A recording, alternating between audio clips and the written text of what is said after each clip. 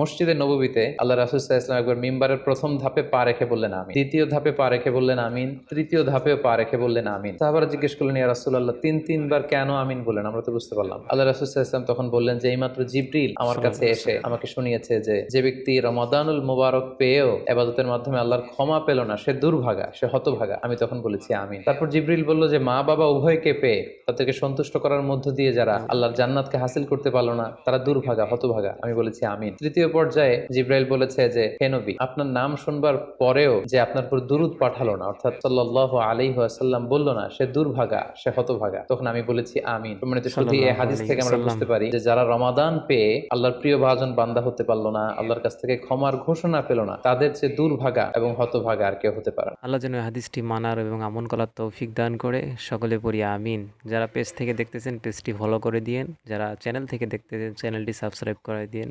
আসসালামু আলাইকুম ওয়া রাহমাতুল্লাহ।